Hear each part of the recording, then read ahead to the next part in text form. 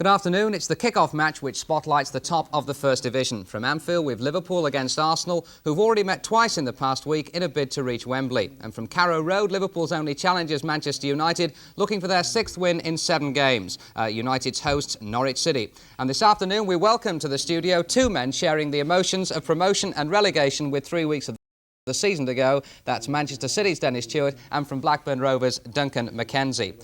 But the achievement we feel should take pride of place this weekend is the arrival at Wembley of Mossley, the Northern Premier League champions who qualified for the FA Trophy final yesterday by beating Boston United 3-2 on aggregate. Our congratulations to them. And so to our main match, Liverpool against Arsenal, arguably the 2 most disciplined sides in the First Division, and who are meeting for the 3rd time in 7 days. It's the sort of familiarity sure to frustrate the most experienced of players, and yet Liverpool have been able to produce 2 young reserves more than equal to the task. So before we join our match commentator Gerald Sinstad, let's hear from the Liverpool manager Bob Paisley speaking before the match. They did a tremendous job the other night, and Sammy and Colin did on Saturday. It's not the easiest of games to come in, semi-finals in the game.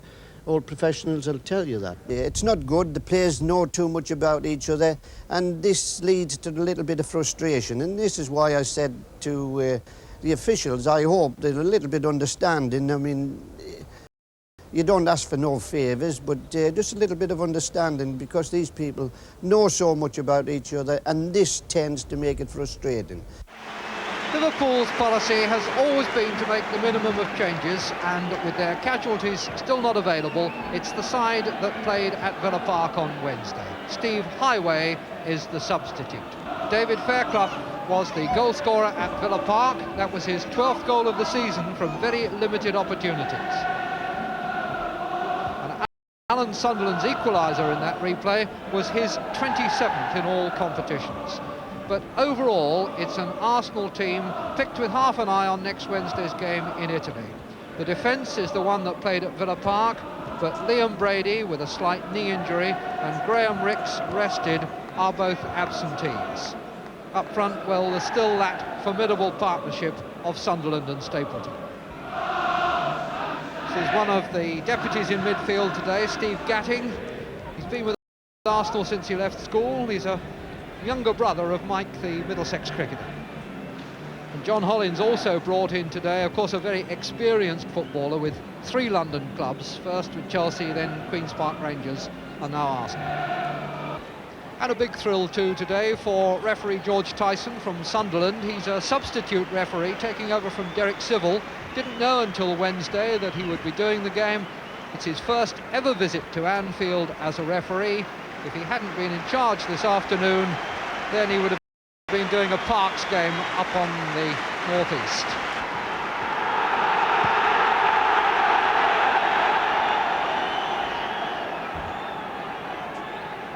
And the players having a bit of trouble keeping the ball stationary on the centre spot as Mr. Tyson makes his final checks. It's a pretty windy afternoon, but as you see, beautiful sunshine and strong shadows, which may cause a problem or 2 for us.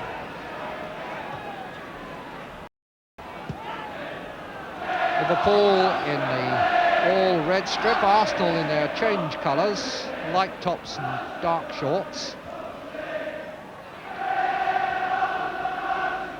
There's Price, Sunderland,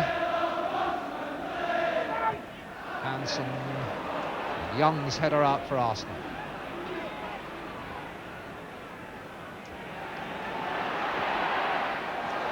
Johnson hunting, but he won't get anything out of that. This is Walford.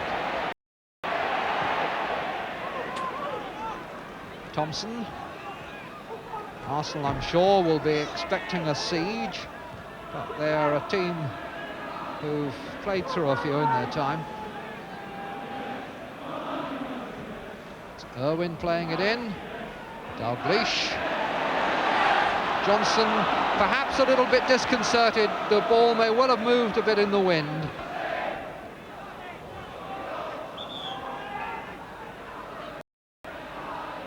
Hollins now with the throw for Arsenal. Thompson. It's Gatting's header.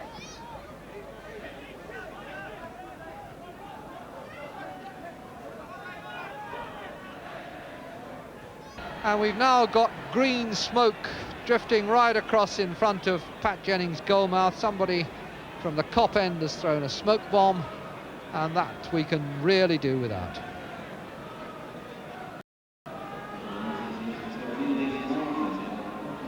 Referee walking cautiously across to have a look at it. He clearly can't go on with the game while that's smoking itself out.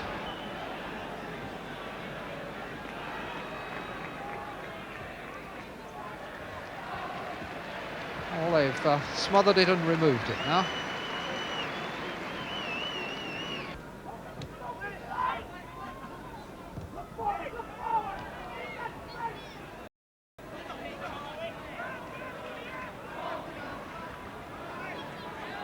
Thompson, Souness,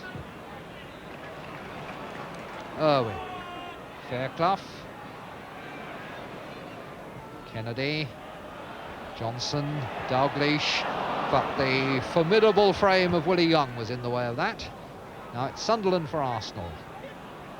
Talbot robs Hansen, Kennedy to the rescue, Talbot threads it out to Sunderland. Talbot again. The attacks really are not very well supported from midfield, and it looks very much as though Arsenal have come for a point and just will hope to steal the second if they can.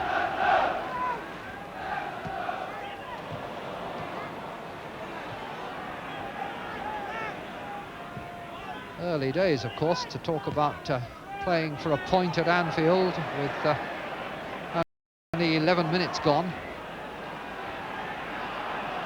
Souness. Irwin.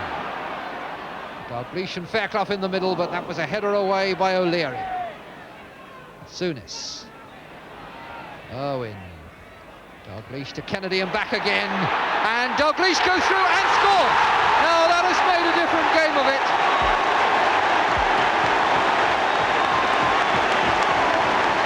Now that is exactly what Liverpool needed early in the game. Dalglish taking the return pass, holding off two challenges, and through he goes, and that's 1-0.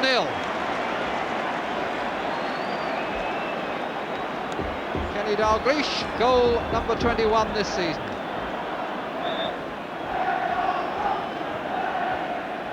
So that virtually compels Arsenal now to push a few more men forward. Young.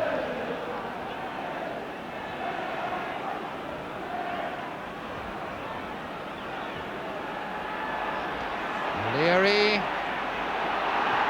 And O'Leary deciding that discretion was the better part of valour.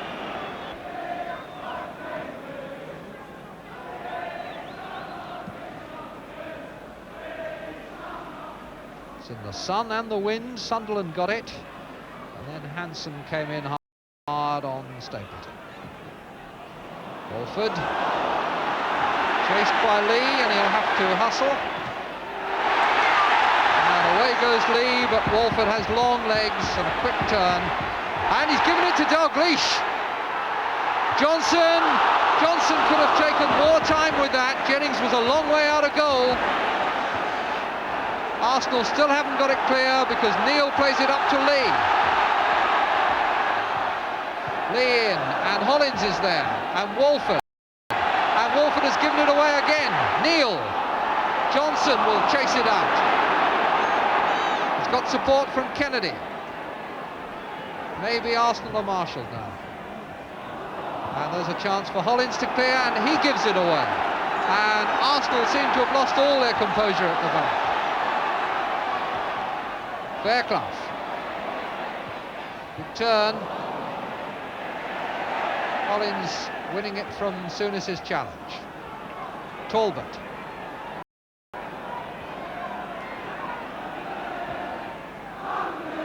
Price.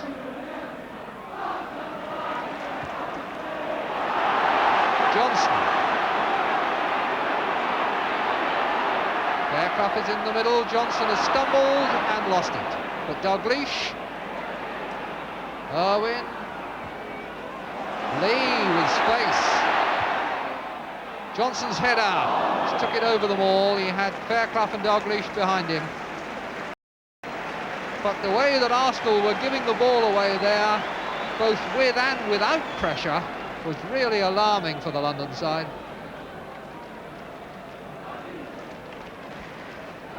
15 minutes we've been playing. It's Liverpool 1, Arsenal 0. Price. Young. Talbot. Dalglish. And that's one for Gatting. Young. Talbot. Sunderland didn't do what he intended, but got a second chance. Hollins. Stapleton gets a free kick for Arsenal because of handball by Colin Irwin. And Stapleton really was not doing much more, I think, than trying to hold the ball up while some support arrived. Hollins playing it in. Header down by Thompson for Kennedy.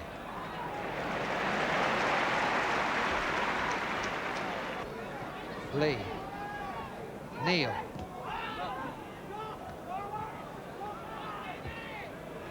Kennedy.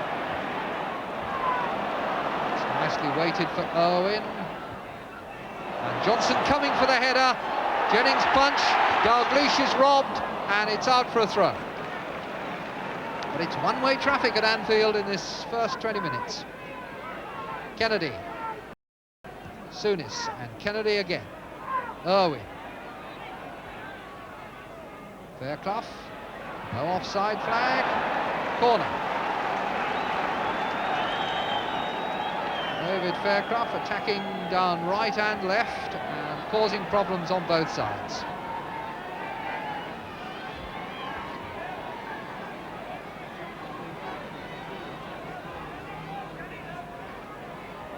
Dalglish with the corner. Just Fairclough for Liverpool in the 6-yard area, but plenty just outside it. Over comes that corner in the wind, and Stapleton gets it away. Souness. Dalglish. Dalglish gets it over, and Fairclough is in. Irwin off the bar. Dalglish, and it's a goal kick. And Colin Irwin was very close to his third goal of the season there. Right foot, and it needed only to have been a couple of inches lower. Really was skidding about all over that 6-yard area. Fairclough didn't get a touch. Irwin coming in and sees it come back off the bar, and then it was Dalglish who turned it just wide. Sun posing problems when that long ball comes through the air from Jennings, but so far Liverpool have been really under remarkably little pressure at that end. Gatting. And that's offside by Talbot.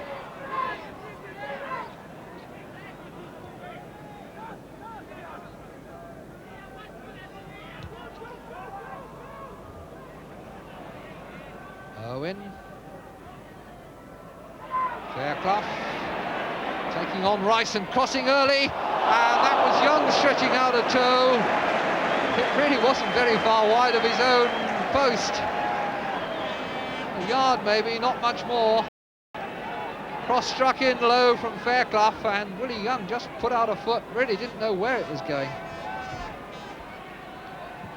Corner struck in, oh, and against the post, off an Arsenal defender.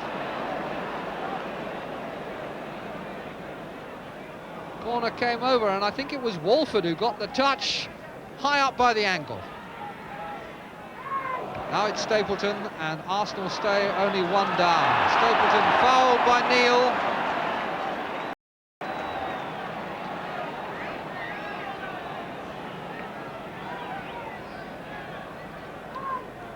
O'Leary is up to support the strikers, and Young gets up for the header, but it's 2 feet over the bar. Willie Young's header coming to nothing for Arsenal. Over it comes, and over the top goes the header.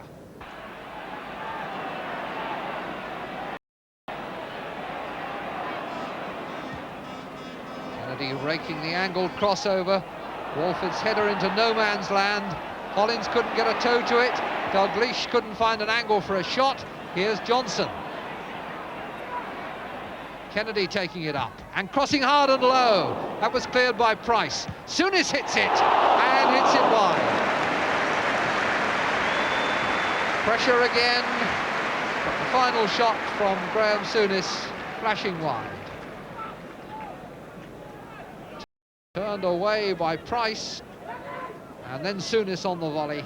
Kept it down well, but couldn't get it on target. Gatting free over on this near touchline. Talbot has delayed until now. There isn't much on for him to turn it back for Hollins. And now they're caught offside. Arsenal back four just sat up and waited for Arsenal to make their own problem there.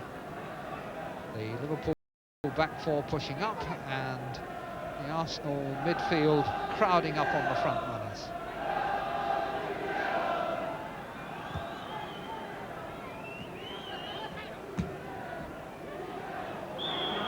Foul picked up by the referee, Willie Young on David Johnson. One of those little nudges that defenders try to get away with when they think that the referee may be obscured.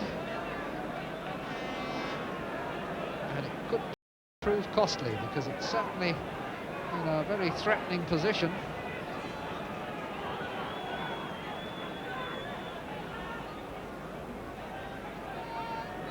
Neil has gone to join the wall as he did when Liverpool had a free kick from a similar position earlier in the half.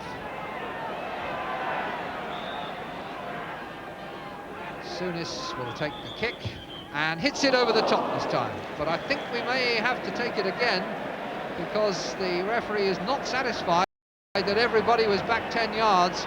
Mr. Tyson insisting. I think Sunderland probably was the player who broke. He's usually the one who's on tiptoe, straining to get out. Quite legitimate, of course, to try to get there once the ball has been played, but not before. Now soon, and again he's going to have it taken. And I wonder how long he is prepared to tolerate it without getting out his book.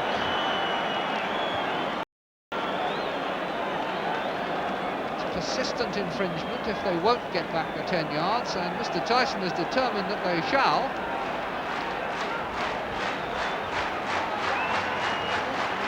Still not satisfied. Hollins it is who is trying to get his teammates back. Souness strikes it again and again hits the wall. Well, he can't complain, 3 shies and doesn't get anything. It's fair enough. Offside now.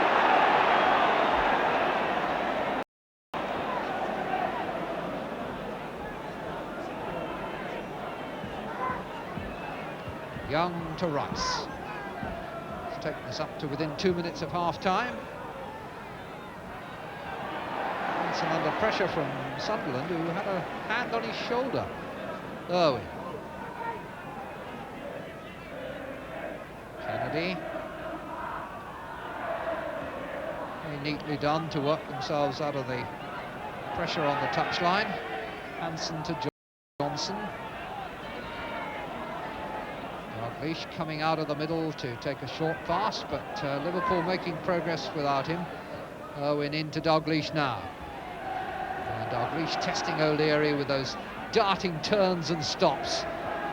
Then he finds Souness. Souness flicking it on, and Neil tried to bend one high into the top corner, but overdid it. The build-up was lovely. Some very typical skills from Kenny Dalglish, dancing and testing his man there, and then a very precise pass and a nice flick from Souness. Only the final shot going adrift.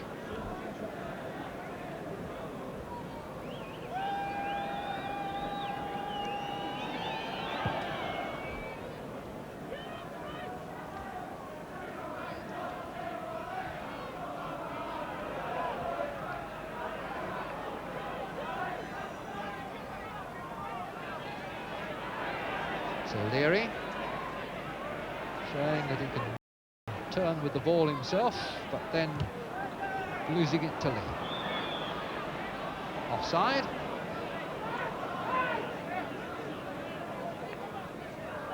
Well, it really can't be from there, it has to be in their own half.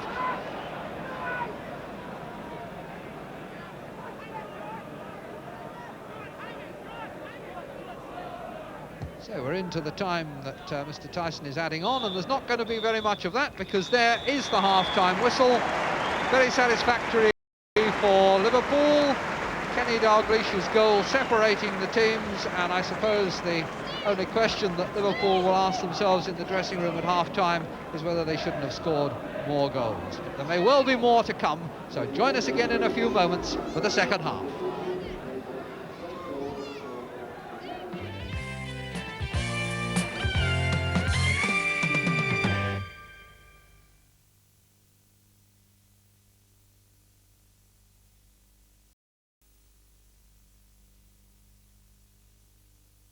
The second successive match, Liverpool are unable to hold on to a one-goal lead against Arsenal. Well, afterwards it was Gerald Sinsat who sought the opinions of the people involved, and first of all he spoke to the Liverpool fullback Phil Neal. 30 seconds. He's been in an awful lot, Phil Neal, lately in the reviews, hasn't he? No, does he? Not The with us. kick-off match, OB 413/346, Part 2, Take 1. Do you want us talking again over the intro? The part two is go straight to you.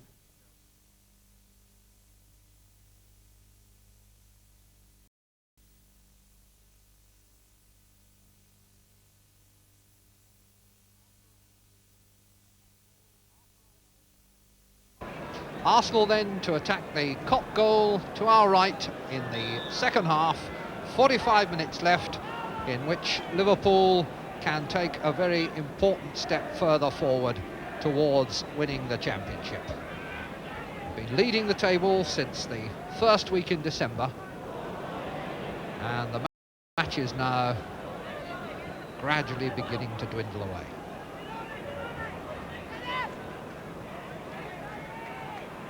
Remarkable how close their duels with Arsenal have been over the years, not just over this last 7 days. They've been playing each other since 1893, and if Liverpool win today, they will be level with 47 victories apiece. Walford's throw, Sunderland flicking it on. Stapleton getting it back off Hansen. And a flicked header by Sunderland, caught by Ray Clements, and that really is just about the first save that Clements has had to make. 1 minute into the second half. Irwin. O'Leary safely to Jennings.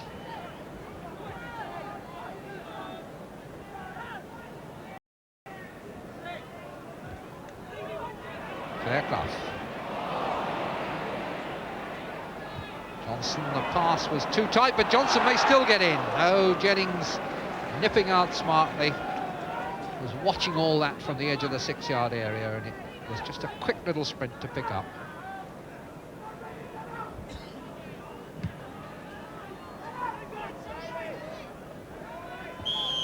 Foul given against Sunderland on Irwin.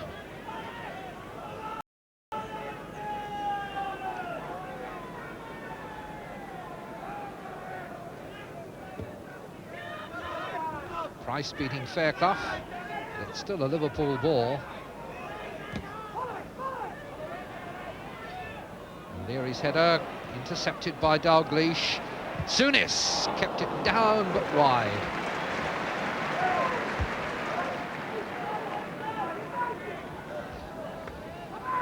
Graham Souness has not had much luck with his shooting this season. Only 2 goals. And Dalglish gives him a chance here. Keeps it down well. Very easy to get under those, but gets it wide.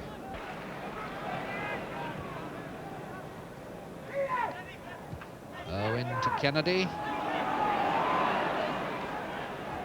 Kennedy to Dalglish. And Dalglish tries to curl one. Some goalkeepers can be caught by those, but Pat Jennings read it with ease and made it look very easy indeed. It's the anticipation once it had been anticipated, it wasn't a difficult catch. Walford upfield, header by Neal, interception by Price. Lee jumping, who must be the smallest man on the field. And that was a high boot from Young, which gives a free kick to Liverpool.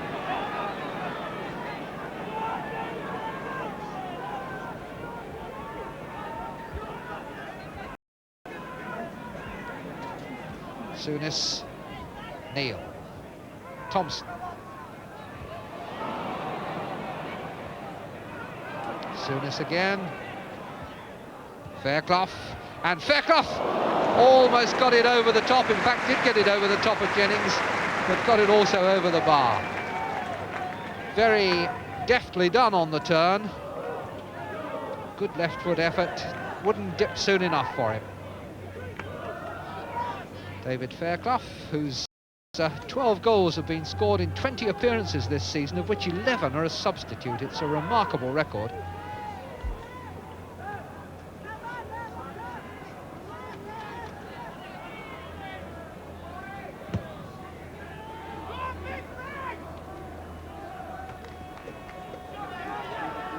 Hansen steering it back to Clements.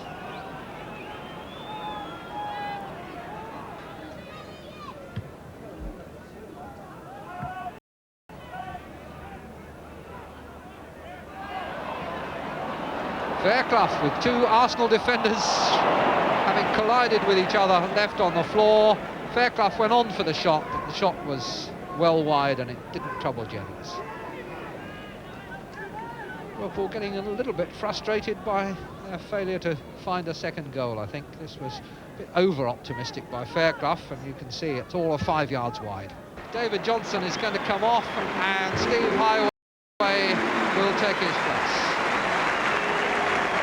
So there'll be no more chance this afternoon for David Johnson to add to his 24 goals this season. Steve Highway will see if he can get one for the first time since November 78, although of course in recent times his first team opportunities have been very limited. Young, Gatting, Stapleton. Sunderland is over on the far side, and Stapleton was going well until Souness stopped him at the expense of a corner.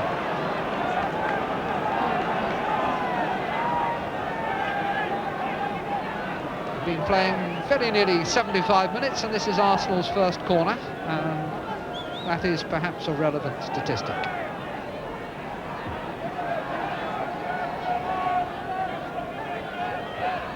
Wind stretching up that flag and making it easy for Price to keep the ball stationary. It's not a bad corner. Punch from Clements with Young right on top of him. Souness on for Dalglish. Dalglish turning back inside, but Hollins was watching him, and a foul has been given. Hollins didn't think so, nor indeed did Sunderland.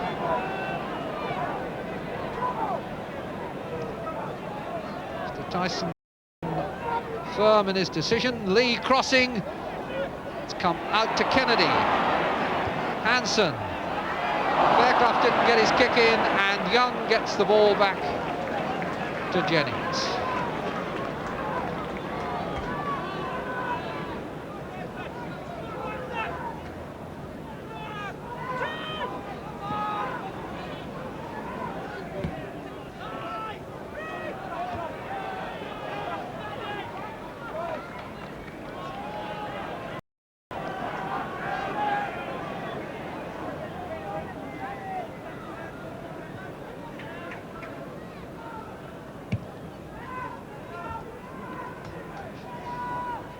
Young and Highway going up together, and then Lee tries one. Well, that was a bit more like it from Sammy Lee. 30 yards out, Sammy Lee. But when the ball came to him, didn't hesitate. Highway went up for the header, and then right foot on the volley from Lee, but Jennings well behind him. Stapleton trying to nod it on for Sunderland. And Sunderland turning it back, and there's the equaliser, and that's the danger that's been there all the time. Talbot has got the goal, and it is now 1-1.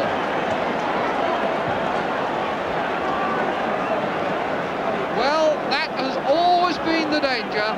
Talbot just stooping for the glancing header, and it is now 1-1 with 11 minutes to go, and Arsenal will feel completely vindicated by their policy. Paul Vasson, meanwhile, waiting to come on. Bob Paisley, I'm sure, will be mortified by that. Frank Stapleton is the player who has gone off, and Paul Vasson, the substitute, who's come on, and that surely now will give a bit of edge to this last 11 minutes or so.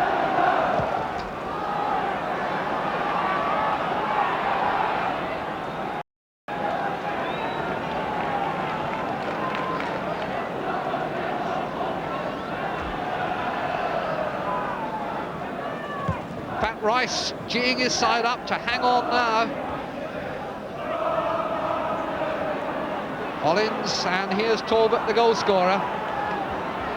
Talbot, the only man who's played in all Arsenal's matches this season. This is his 59th game. Young.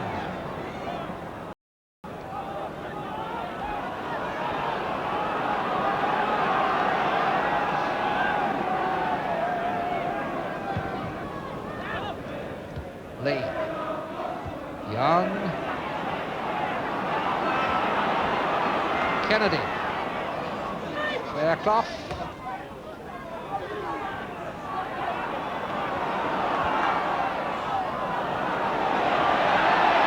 Rice.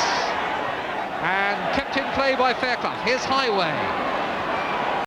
Can Liverpool now inject the urgency and the finishing that they need in the penalty area? Dalglish couldn't turn on it. He was smothered. Everybody back then for Arsenal. All 11 well back in their own half. Neal, support from Thompson.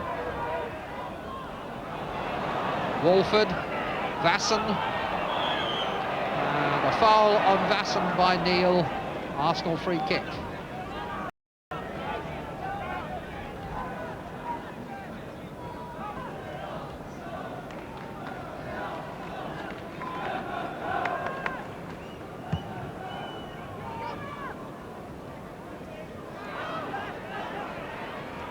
Talbot couldn't take it with him. And that's a goal kick.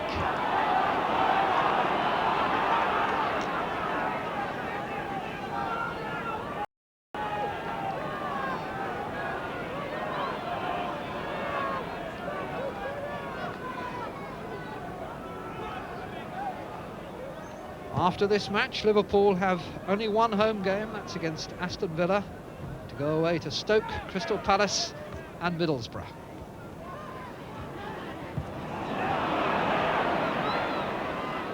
One minute to go as Thompson hoiks the ball upfield. Young, and not even given the minute. Well, it's only 44 minutes on our watches, but the final result is a 1-1 draw. Kenny Dalglish having given Liverpool the lead in the 11th minute, and then 11 minutes from the end, Brian Talbot pops up with the goal that keeps the championship well in the melting pot still. And for the second successive match, Liverpool are unable to hold on to a 1-goal lead against Arsenal. Well, afterwards, it was Gerald Sinstad who sought the opinions of the men involved, and first of all, he spoke to the Liverpool fullback, Phil Neal. Phil, would you put that down as one of your most disappointing performances of the season? Probably in the second half, Gerald, yeah. We put a lot of effort into the first half, and I thought we played as well as we've played for quite a while. But it all seemed to go dead in the second half, and like I say, they snatched the equaliser in the end, and we were a bit disappointed with the second half display. Why did you lose your grip? Who knows? It's just the thing, it just went dead. I don't know whether it was just through the semi-final in midweek and just tiredness setting in, Gerald, I don't know, but we certainly lost a little bit. Are you beginning to feel that it's getting to be an effort to get through 90 minutes? Not really, no. I think when you've played 2 semi-finals in a week and play the same team on the Saturday, then it's, if you put in the effort in the first half as we did, then mentally you're jaded if you haven't got the goals in the net, which we hadn't. We'd only got the one, and we probably deserved probably a couple in the first half, and that would have taken the pressure off completely. But we didn't get the goals, and we paid for it in the end. Well, now let's hear the Arsenal view from Terry Neal, surely relieved at the result after absorbing so much pressure in the first half. On one hand, obviously not very happy because we hadn't performed in the first half. And yet, at the same time, we'd given away a silly goal and really been in no great danger in terms of conceding another one, despite all the pressure that Liverpool had. What do you think changed it in the second half? A little bit of a chat at half-time, probably, and... Now we need to know what you said then. I think, no, the players themselves realised that they could, and they had to lift it a little bit. We didn't play out of our skins in the second half either, but it was enough, really, to get us a draw. It sounds as though you think that... And now round 4 of the great Liverpool-Arsenal saga. Their second FA Cup semi-final replay can be seen at Villa Park a week on Monday. And before that, Arsenal play Juventus in Italy, the second leg of their European Cup Winners' Cup semi-final. Well, we'll be turning the focus back on the First Division Championship race a little later on in the programme with the action from Manchester United's game at Norwich City. But let's get up to date now with the rest of the news from the First Division and from the Second Division as well, with Manchester City's Dennis Stewart. And obviously, Dennis, well satisfied with your result yesterday against Bristol City. Very much, Elton. And the unbeaten run we've had over the last 6 games has really taken the pressure off. And of course, what was really important yesterday was that we beat one of our fellow strugglers. The first half was probably the best 45 minutes that we've produced since I returned from America. Our early passing was the most pleasing thing about it. And of course, we were able to settle down early on with Mike Robinson scoring after 12 minutes. The confidence spread throughout the team from then on, and we were well worth further goals by Kazi Dana and myself, a header no less. In the second half, we struggled to keep it flowing, but even though they pulled one back, there was never any danger of us throwing away the lead. So things are looking considerably brighter for us, and I'm sure we're safe. But over at Everton, it's been a disastrous week.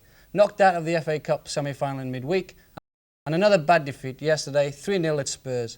The reality of their league position certainly isn't lost on manager Gordon Lee, who said after the game, "Last week we were on the edge of greatness. Now we're sloppy and tired."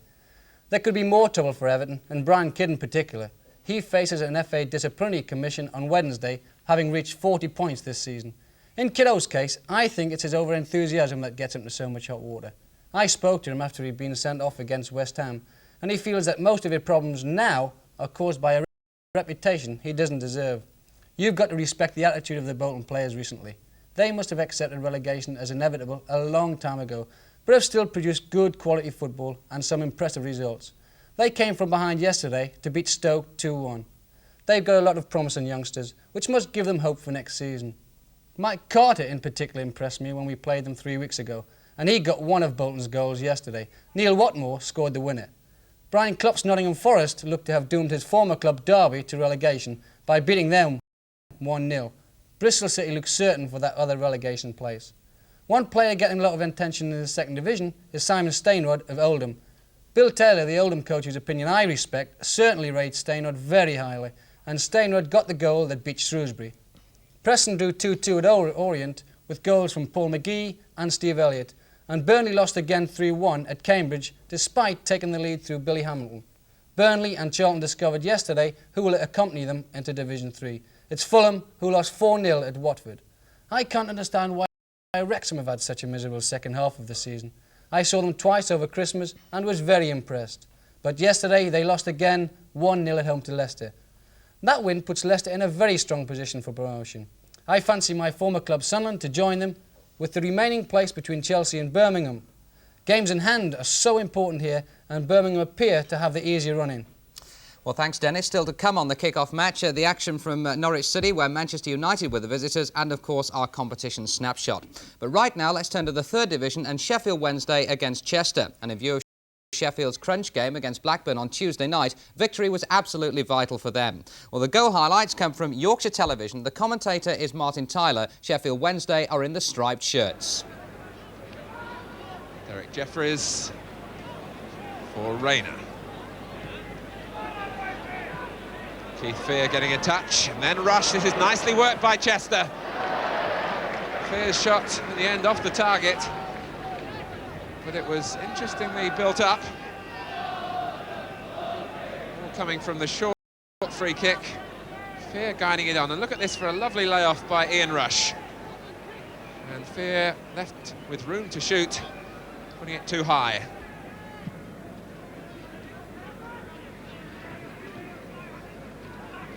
Sutcliffe, away from Mark Smith. Good control from King to find Curran. Johnson inside him, and he's looking for Grant. Forward it goes again in the direction of McCulloch. Again makes something of it. Mistake though by Jones. And it's Jim Walker who has to concede the corner. All stemming from Brinley Jones, who had a chance to clear the ball for Chester.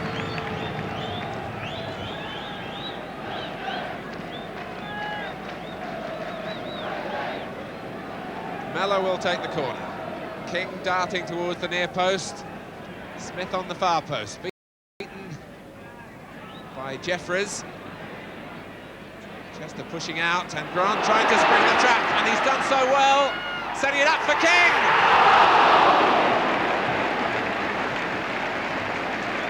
Well, a quite unbelievable miss from King. He was stretching, but great inventiveness from David Grant, who decided that the other players ahead of him were going to be caught offside.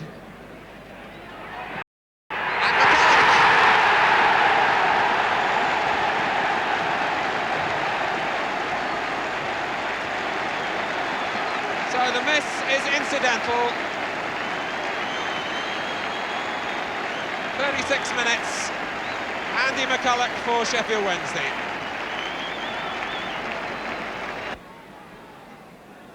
McCulloch coming to collect the long throw from Blackhall. Johnson's touch, then Taylor, then Mellor, and Curran. Well, he stretched to reach the ball and get in a shot that seemed to surprise Millington. Coming from the set piece, with McCulloch again playing a part, although not quite the header that he intended. It was Johnson who won it back again for Wednesday, then Taylor forward again, then Mellor, before it finally came down for Curran to stretch and turn it just wide of the post.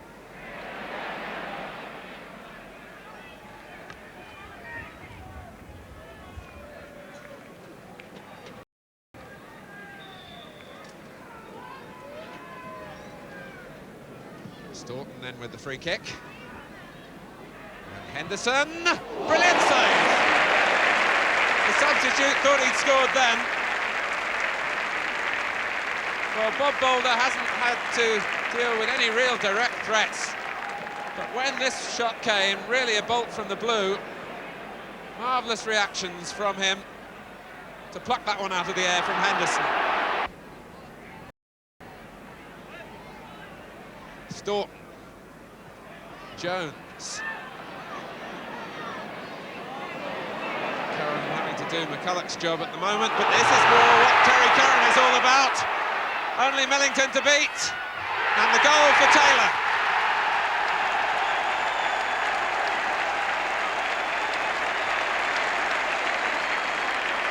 "16 minutes left, and Curran accepts the congratulations as he finally fought free of the shackles, got away from Rayner, and just seemed to have overrun it as Millington came out, but got a touch, and all credit to Kevin Taylor, who'd kept running for just that sort of situation. Here's Johnson. McCulloch will still chase. And power his way into the area, and blocked again by Millington. And but for the goalkeeper, could be a far more emphatic win for Sheffield Wednesday. McCulloch explaining his thoughts to Curran, who was trying to find A penetrating break, and Curran was already hidden by the defender. Fear. Now Sutcliffe. Taylor tackling back. Here's Mellor. Curran trying to stay onside, and he accomplished it so well. In against Millington. Can he put the seal on it for Sheffield Wednesday? And what a moment for Terry Curran. The idol of Hillsborough takes a final bow and enjoys the joke with Millington, who did his best when he was totally exposed, but the timing of the pass from Ian Mellor was all crucial. And Curran clearly onside, and from then on, the man who has been so sure in front of goal this season, that's number 24. So, Sheffield Wednesday winning 3-0 and keeping the pressure right on Blackburn Rovers, who also won yesterday by 4-2 against Reading. And with his assessment of that match, along with other news from the 3rd and the 4th divisions, we welcome Blackburn's Duncan McKenzie. And I believe, Duncan, you were slightly overshadowed yesterday, weren't you, by Andy Crawford? That's right, Elton. A superb hat-trick against Reading at Ewood Park brought Andy's total of goals for the season to 21. Tony Parks completed the scoring for a reassuring 4-2 win after a disappointment of last week when our unbeaten run ended. Obviously, with our match against Sheffield Wednesday only 2 days away, it was very important that we bounce back like this. And just having seen Wednesday against Chester, we know they will be formidable opposition. Incidentally, 25,000 tickets have been sold already for Tuesday night's game. It's still very tight at the top as all 4 contenders gained convincing wins yesterday. Grimsby beat Oxford 2-0 and must be favourites now to go up as champions, but the rest of us have games in hand over them. Chesterfield, the 4th contenders, beat struggling Bury 2-0 and unfortunately pushed their victims perilously close to Division 4. Blackpool must feel disappointed after a late goal from Mansfield's Kevin Bird robbed them of a point at Bloomfield Road. Paul Fletcher opened the scoring in the first half and there was only 4 minutes to go when Bird struck. But that point takes Blackpool out of the bottom 4, while Bury must be hoping that their games in hand prove to be their salvation. Now on into the 4th division. Wigan gained a point at Northampton, where David Shearer scored again. Both the goals came in the last 5 minutes. Wigan have again had a good season, but are unfortunately too far behind now to cap it with promotion. Crewe kept alive their hopes of creeping out of the bottom 4 with a 1-0 win over Stockport County. Peter Coyne provided the game's only goal 8 minutes into the second half. Finally, Tranmere faced a miserable trip home after going down by 3-1 at Torquay. John Kerr scored the goal that salvaged some pride for the men from Birkenhead. Well, thanks very much indeed, Duncan. Now let's hear the details of this week's Snapshot competition from Gerald Sinstad. First, a reminder of the pictures we showed you a fortnight ago. I'm not sure if it was the face, the kilt, or the clue about trying and trying again, but you seem not to have had too much difficulty in recognising Alex Bruce, who went to Newcastle United from Preston North End and is now back again at Deepdale. The first 5 correct entries we drew came from Anthony Lofthouse of Todmorden, Andrew Walker from Northenden, Neil Spruce, who lives at Walton, Frank Law from Preston, and A.C. Walmsley, who wrote from Worsley. And if you were not among the lucky ones there, here's another chance. All you need to do is look carefully at this youngster who headed south to head for the top. Sure, now you'll have a good idea who it is, so answers on postcards please to Snapshot, Kick-Off Match, Granada Television, Manchester 3. Snapshot, Kick-Off Match, Granada Television, Manchester 3. And in case you win, remember to say whether you take a large, medium or small T-shirt. Thanks, Gerald. No clues this week, except that our mystery footballer isn't Duncan McKenzie, nor is it Dennis Stewart. Well, at this stage, let me tell you about a full week of sport coming up on ITV. On Wednesday at 10:30, you can see exclusive coverage of one of the night's top European games. On Tuesday, Wednesday and Thursday, there's midweek racing from Epsom. And then on Friday, of course, at 10:30, there is kick-off. Well, now part 2 of what's developing into a fascinating championship race between Liverpool and Manchester United. Having seen Liverpool's draw with Arsenal earlier, let's now go over to Carrow Road, where anything less than both points would have been a disappointment to United. The game was covered by Anglia Television. Jerry Harrison is the commentator. United are in the dark shirts. There's Bailey. Jordan and Jones. Played by Jordan, trying to find Koppel here, and down he goes fairly spectacularly as Peters picks up and runs into trouble. Koppel now trying to turn Simmons. In for McElroy in a good position. Well saved. McElroy coming through as he does so dangerously from midfield. It picks up that space in the penalty area, and that was a very, very good chance and an excellent save. Nicely worked by Koppel, who spotted him. Didn't take long to line that one up, and good work by Hansbrough.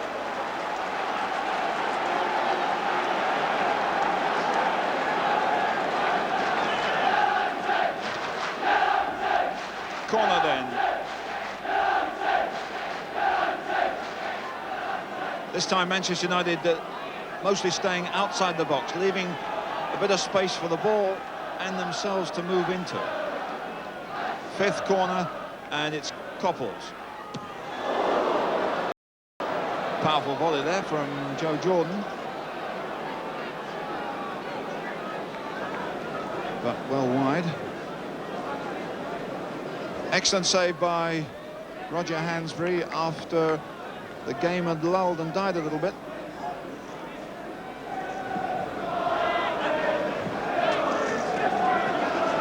Fashanu going to cover the back pass, forcing Nicol to turn.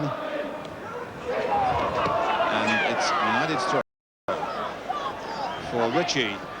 And into the path of Wilkins. Jordan going to the near post. Gracious me. Jones almost did the job for him. Well, they're enjoying it, but another couple of inches to the left and they wouldn't be laughing. Well, that was in fact touched back by a Norwich player to Wilkins, and the ball into the near post. Jones is there to cut it out. Oh,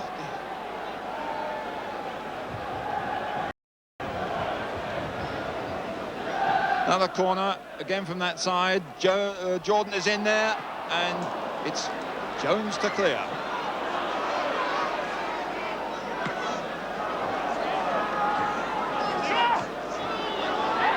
Ritchie with a bit of space, but not for long.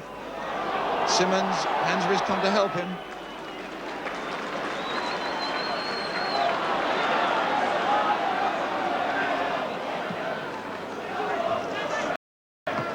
Robson couldn't judge that one. Peters couldn't get hold of that either. And now Manchester United are looking better. It's Nicol with Wilkins down there, pursued by Padden.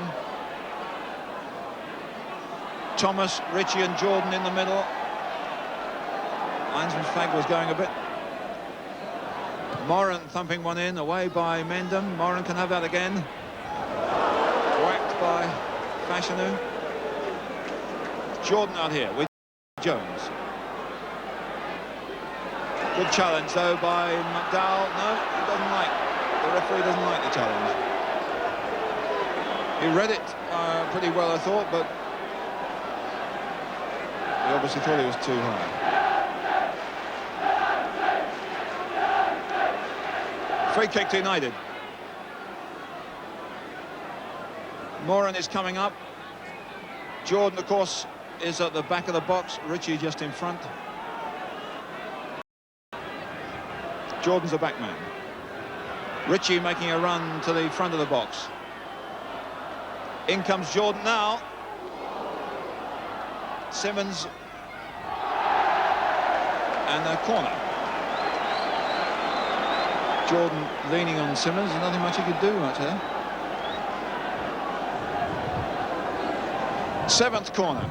Koppel to knock it in. Wind causing problems for everyone. McElroy had a little dig, but the ball, in fact, was in the hands of the goalkeeper. Floated into the space. Players coming in to meet it. Good effort by the centre-half Moran. Smothered by the goalkeeper, and then McElroy went in.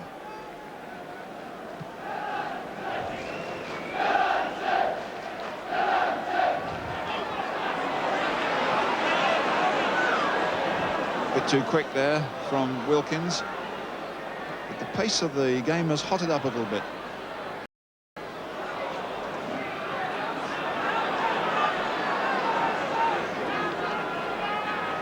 Well played by McDowell.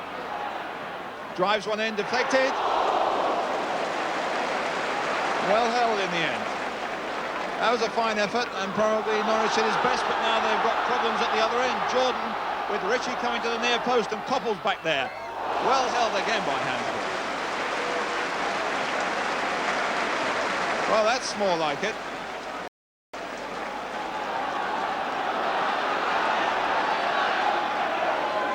Well, the crowd enjoyed that, and particularly the run by McDowell from a distance. Whacks one, deflected. The goalkeeper had to change his angle and held it well.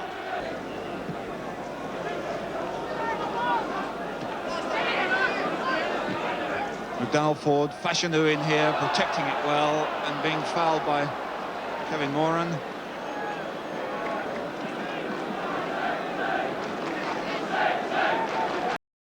And within 2 minutes of the start of the second half, Fashanu has shown a couple of good touches against Moran. Now McDowell trying to put one into space. Fashanu's in there! That was a chance. Definite chance of Mickey Thomas. You could tell by his face as he turned away that he thought it was a chance, and a let-off. Nicely played by John McDowell. In comes Fashanu. Good leap, but wide. Peters. Buchan. Mendham. Jordan coming onto that one.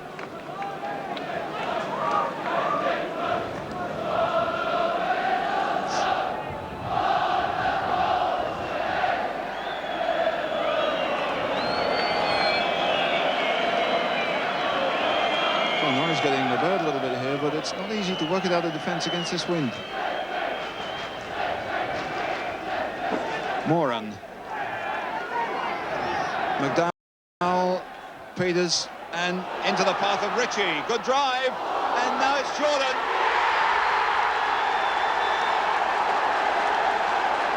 Joe Jordan beats Hansbury. Manchester United take the lead. Well, they battled for that in midfield, and it fell, fortunately, in some ways, to Andy Ritchie. But having fallen for him, he made it count. A good drive, a good save, but here's Jordan, and he makes no mistake. Although Hansbury almost got an arm to it. So it's 1-0 to Manchester United. Joe Jordan goes into double figures for goals this season. The goal that the supporters so desperately wanted, the United supporters anyhow, and now they celebrate. And in some ways, it was a goal that the game needed, but certainly Norwich City have got a few problems now.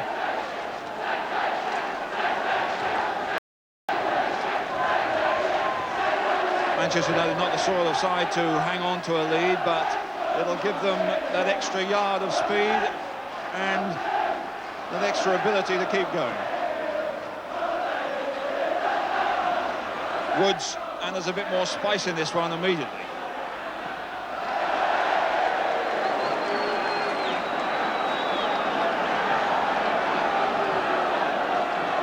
Robson knocking it back to McDowell. Mickey Thomas didn't get it. Thomas is hurt now. Ritchie, Woods and Fashanu battling there, and now it's Peters trying to lob the goalkeeper, didn't quite get enough power. Well, Peters found himself in an excellent position there. Fashanu helping with that header, and now he's trying to get it over the top and doesn't succeed.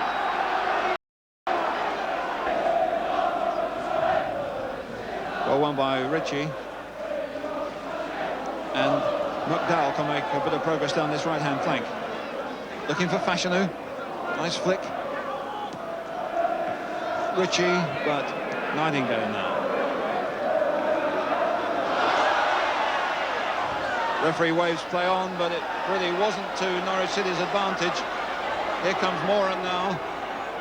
Behind him he's got McElroy through the middle. Goes Mickey Thomas, with Ritchie coming towards Moran here. Good turn, and Ritchie's in. Off it goes. The goalkeeper again, I suppose, coming out in the sweeper role, but this time obviously well inside the penalty area. But Ritchie made a very good position for this, and having got the space, he was able to turn and get away from his man, but not from Hansbury. There goes Woods. Well played by Nicol.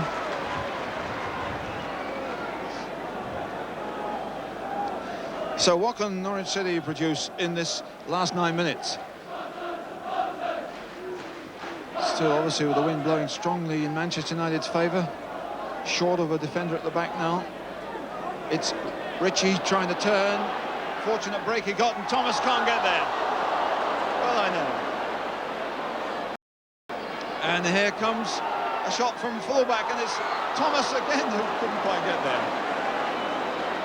Nicol looked to be in the better position, but Thomas, who's covered so much ground, was about a couple of inches away from being in a goal-scoring position twice.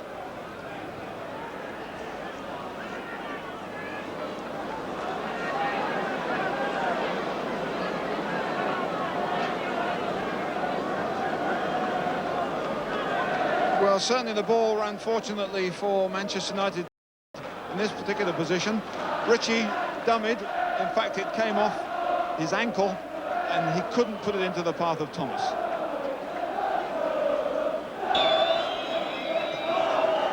Wyndham again. Jordan out for Ritchie. Behind him is Koppel. Well won by Simmons. Well, it's going to have been a good battle. There haven't been many chances. But at the moment, it's United hanging on to that one goal and breaking forward here with the all-action Mickey Thomas. Back for Arthur Alveston, and there's a chance here, and deflected in by Jordan. And that certainly wraps the game up. Off his knee, but it doesn't matter. And Thomas, as he has done throughout the game, worked for this patiently to Alveston, then suddenly he's deep into the Norwich penalty area, just a touch, and Hansbury can't get it. Should he have come for it? So that's 2-0 to Manchester United.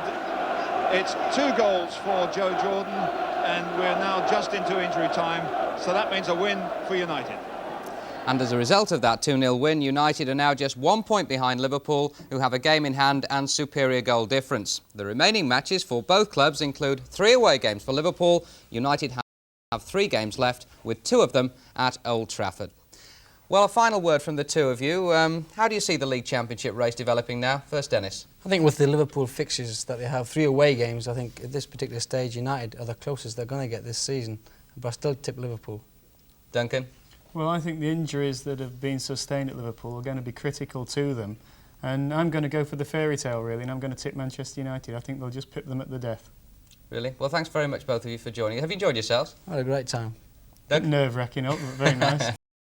Maybe you'll give me a game one day. Yeah. Thanks very much indeed. Well, that's about the end of the programme. Our thanks again to Dennis Stewart and to Duncan McKenzie for their very valuable assistance. We'll leave you this afternoon with a couple of views from the man who's made Liverpool's ambitions of retaining the title all the more difficult, Arsenal's Brian Talbot. From all of us here, good afternoon. Goal for Arsenal, actually. I've been there a long while now. It was nice to see it go in. It was a good cross from Alan Sunderland, and I got in between the defenders and knocked it past Ray Clements, and I was pleased to see it go in.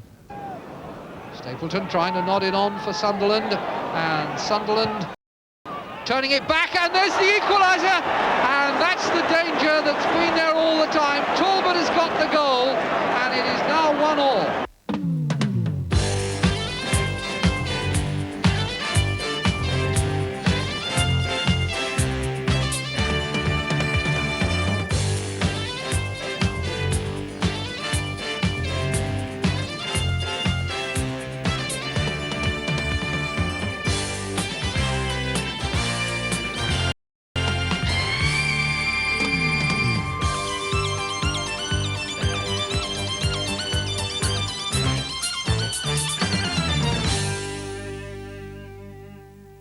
I honestly don't think that Manchester United can catch them now.